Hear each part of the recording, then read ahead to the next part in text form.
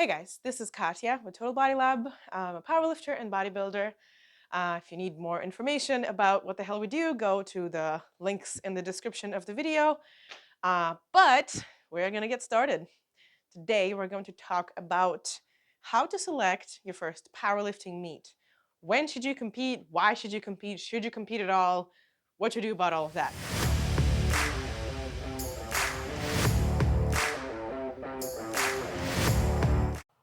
I get this question a lot from my clients, especially the ones who have been lifting for a while and then now they think they're ready. Now they think maybe they could try themselves on the platform.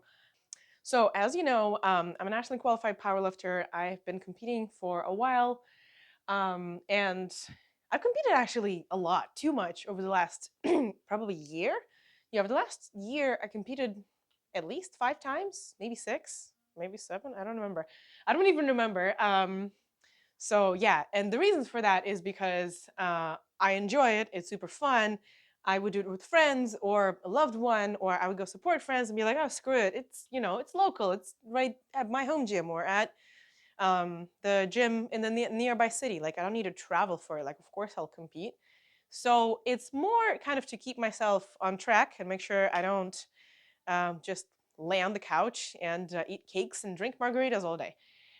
So I think that's what Jen Thompson also said in one of her podcasts. I think that's not my only thought. It's not original. Make sure to check. Anyways, I compete for me. I compete for fun, but I have not always. My first meet and the first, I guess, couple powerlifting meets, I really looked up state records. I was adamant on like going in there and winning and like crushing it. I was looking up other athletes who signed up for that. So my perception of what should my goal of competing would be really has changed over time. And here is what I am about to share with you. So if you're curious how my very first powerlifting meet went, you can check out the video in the corner. It is probably one of the most beautiful videos on my channel. It wasn't like a super amazing competition, but it was my first one. I wanted it documented. It's close to my heart. Yeah, I did make sure to bring my own videographer and get that made. Um, you can usually get photography and video at competitions. It's pretty affordable. It's like $50 to $100 per package. Well, I guess affordable if you compare it with your own videographer. But regardless, I just wanted to, keep that memory for me, which is why I made it. So I was going into that meet. It was the Battle on the Borders 2021. I was going into that meet with just a mentality of destroying it and crushing everybody, and that did not happen. I did not know the sequence of events. I've trained powerlifters for a while, but leading somebody up to the platform versus competing yourself and knowing like when to put on things and when to go drink water and how big is the venue and how many platforms is it and how many spectators and how many competitors, it really could change your perspective of the meet. One of the things that happened is they moved me up in my flight. They moved me from like second to last to first, I guess because they still had the heavy weights from the previous slide. So they were like, oh, just do that first. So I missed my first deadlift. And that was really unexpected. I was kind of thrown off. I was really pissed. I was not happy. And I wasn't sure federations could do that. I wasn't going to just go argue with the judges and with the organizers because A, that'd be a dick move. Don't do that. B, it was my first competition. I did not know the rule book as well as I do now. And I, just wanted to do the best that I could, I guess, obliging by everything. And I just didn't know where that line was. But yeah, they could switch you up in order. Depending on the federation, there are rules about that. There are rules about,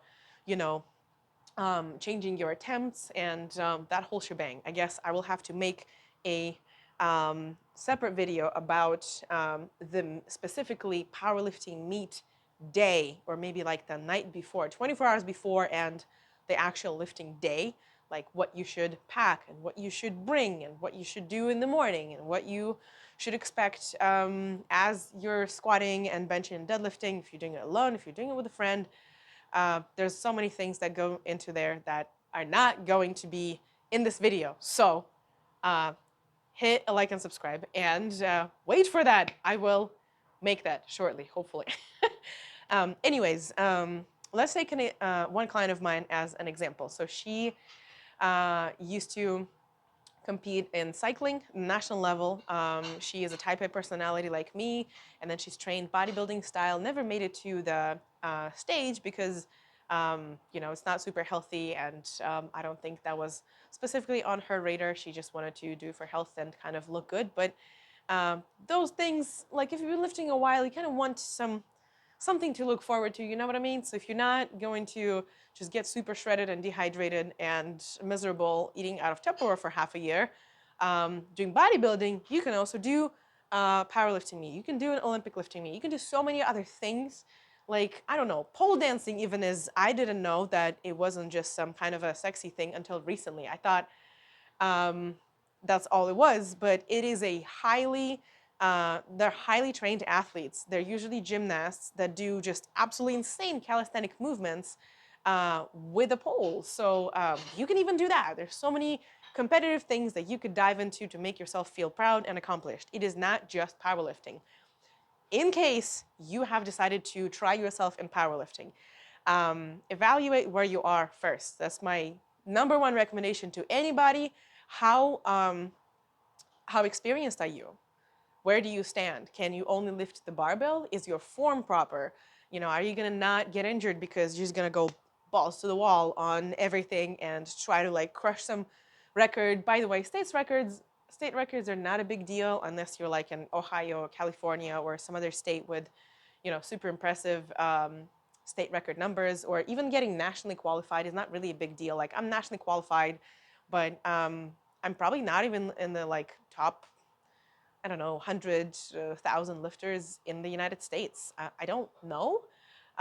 You can look up my ranking on openpowerlifting.com if you want. My full name is Katya Gorbacheva, but I don't know because I don't care, because that is not the reason why I compete, right? I compete to have fun, to hang out with friends, and to keep myself accountable, right? And recently, because I got sponsored and now I'm a member of Team Plant Built Vegan Strong, so we compete as a form of activism. So we are vegan and we compete to show other people that vegans can be, bodybuilders, they can be powerlifters, they can be CrossFitters, they can be kettlebell sport, they can do so many different athletic industries and athletic events and compete at a highest level, and we're not freaking protein deficient. So if you want to learn more about our team, you can go to, I think it's teamplanbuilt.com. Just Google Team Plan Built, it will come up. And there's bios of all of those impressive athletes that are highly competitive. So you have determined where you're at currently, right? Have you ever had a coach? Have you ever competed in any other sport? Because if you have, it'll be easier for you to dive into another sport, such as powerlifting, right? Like, I've trained a couple track athletes. They already know kind of the order of events, right? Even if they did this in high school, right? So if you have been an athlete previously, it's easier for you. You probably already have good genetics, which is why you had a propensity to become an athlete younger. But also consider the fact that if you've been lifting for a while, you kind of have a longer, quote unquote, mileage on your body. So maybe you have gotten injured before, maybe you've kind of overused your tendons and joints without a proper program when you were younger. A lot of lifters used to do that. I have become an athlete as an older person, and so have a lot of my clients that are now looking into competing. And their question is like, how do I not make a fool out of myself, in comparison to this like 18-year-old who lifts 3 times their body weight? And the answer is, you don't have to. You don't need to compare yourself to like a genetic freak who is super strong and has been training since they were a baby, right?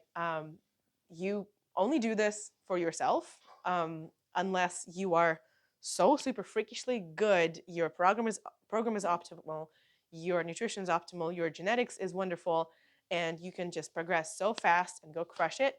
But If you are a newbie lifter and you're almost, kind of get into like, as a woman, for example, benching a plate, squatting 2 plates, and deadlifting 3 plates. Now, this is such a huge approximation. These are not the standards you should be looking towards, but let's say a woman my size, right? Like 75 kilo weight category, 165 pound weight category. If you're looking to get to something, I don't know, quote unquote impressive or like substantial for yourself, you could look for, doing something X your body weight, right? On one of the movements. And let's say pick 1 or 2 movements, not all 3, to really dial in your programming for that specific meet, right? Let's say, for example, you're doing um, bench and squat really well, your deadlift is kind of lagging. So maybe you're still working on form for deadlift.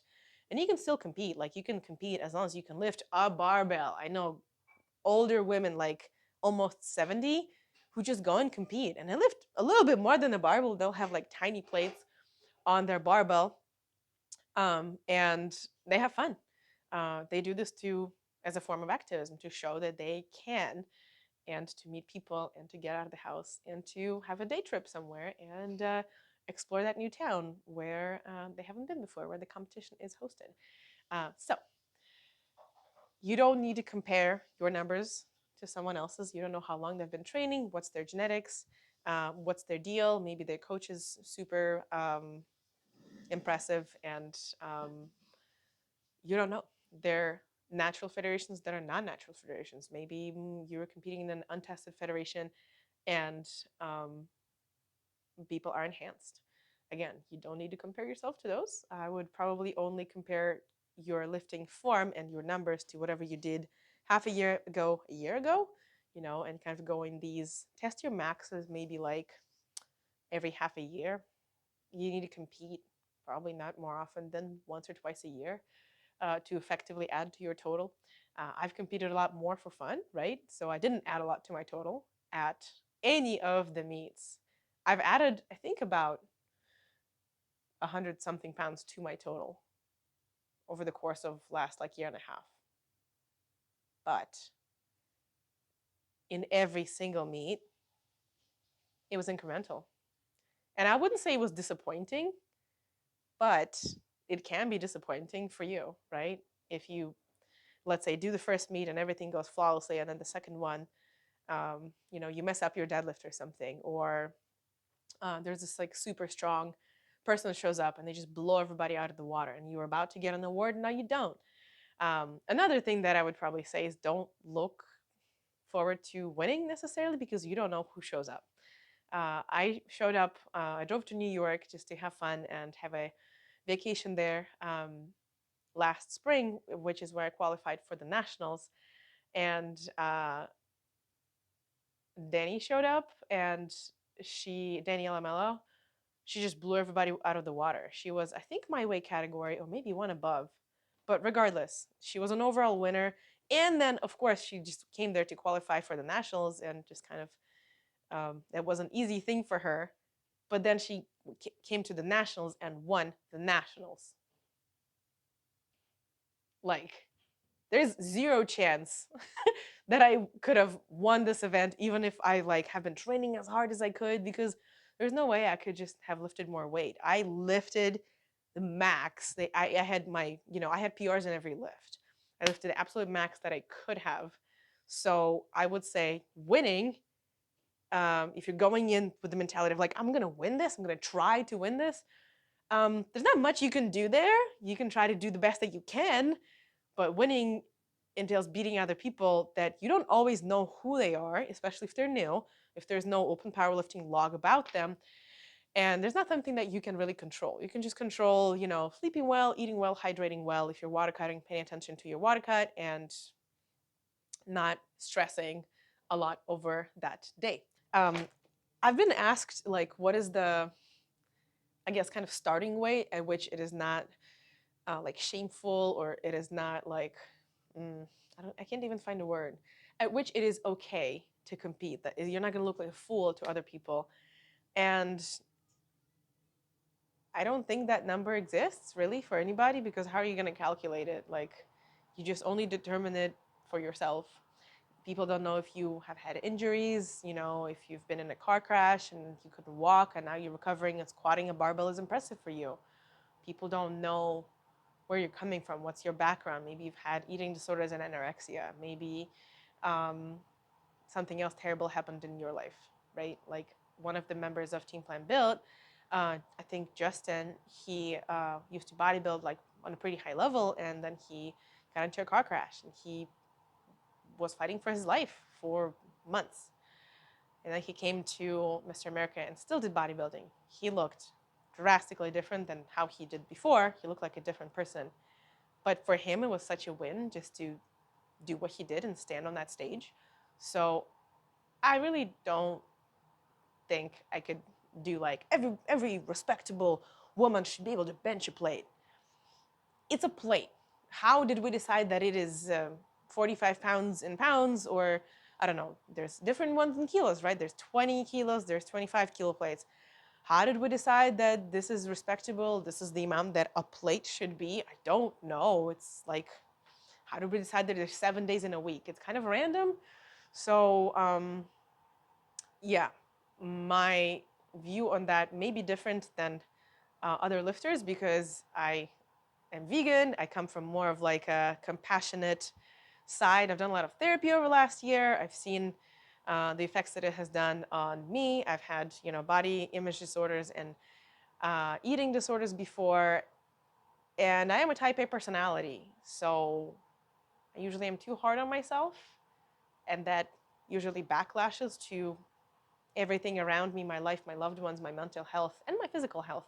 So if I be gentle to myself over the long term, I progress, and I think so will you. It's a marathon, it's not a race. You don't want to win the battle, you want to win the war. That's what my coach likes to say. Like, you don't want to win one meet, one competition. You want to kind of continually, without injuries, you know, slowly and progressively increase your total, increase the quality of your lifts, hopefully improve your recovery or learn how you recover if you're old enough that you can't just improve everything, right? Stay healthy and be gentle to your body. I think if you do those things, it really doesn't matter when you compete. But don't put any super high stakes on your first one. Just kind of sign up for it. Do it whenever. Or go shadow somebody who is already competing, right? Go to your local, any local meet. It could be a charity meet. It could be a meet of different federations. It could be a non-sanctioned meet. It doesn't matter, but just see how they run. If you're planning to compete in a sanctioned event, do sign up for a sanctioned meet, and do watch a sanctioned meet and shadow somebody, see what they do at each time, and that should kind of give you an idea. So I hope this video gives you a little bit of a better representation of when to compete in your first meet. In terms of planning, I think it's best that you have, if you're gonna put out some serious numbers, you have a coach for like at least half a year to a year before doing that, unless you're super sure that you have good genetics and you can do that by yourself. I would say judge your progress, right? How much did you add to your squat, bench, and total? How many pounds, how many kilos in the last year, half a year, however often you test your maximum numbers. And if it's not a lot, then maybe consider working with someone, because even I have a coach, you know, I'm a competitive powerlifter, and even though I've been doing this for a couple of years, I've been doing bodybuilding and Olympic lifting and calisthenics and handstands for multiple years. I prefer to have somebody relatively subjective to look at me and prescribe my lifts, prescribe my accessories, prescribe my numbers. It just kind of takes my mind off of overthinking what I should do. Especially the closer to the meet it gets, the more you start freaking out about like, oh my gosh, how much should I deload? You know, what number should I shoot for? Sometimes we don't test before a competition, right? Sometimes I'm gonna go into the competition and I'm not going to test maxes for one or more or all of my lifts, and that's okay. So that's a lot of brain drainage, right? That's just exhausts you because you're just guessing and thinking and you're walking like, can I do this? Can I not do this? How does my coach know? My coach is not me. But if your coach knows you well, they can probably give you numbers that are just right. And it's not just about having a calculator and plugging in your, I don't know, RPE 8 and knowing what an RPE 10 can be or an RPE 9.5. It's also more about knowing your personality, knowing if you are an ambitious person, if you're a type A and you just kind of like shoot for the moon and beyond, or if you always are kind of like, man, this is hard. Oh my God, I don't know if I can do this. I mean, I'll try if you tell me, but I have a hard time believing in myself. I don't want to get injured or whatever it may be, or your, past trauma tells you that you're not enough and you shouldn't try. And yeah, so it's a little beyond, what you can find online. It is about the way you treat the sport, your lifestyle, how well you can recover, your genetics, um, a lot of different things. Um, yeah, and if you have any more questions about this, you can obviously reach out to me. All of my links and contact information's in the bottom in the description of this video. You can reach out on Instagram, on Facebook, via email. And you can download my beginner powerlifting guide that is 18 pages of no BS information for people who are just going into the sport. You don't know what to do, you don't know what to buy, how to eat, how to train, how to recover. Uh, I planned on making a book out of that, but it just ended up being like a little cliff note version with no water and just useful info. So anyways, if you want to snag that, it's free. It should help if you are a newbie in the sport, or even if you're intermediate and you're looking to get equipment suggestions and check out what I personally use and recommend. Hopefully this was useful for you. If it has been, give it a thumbs up. If it hasn't been, give it a thumbs down so I know that's not the content that you want. And subscribe, and I'll see you in the next video. Bye.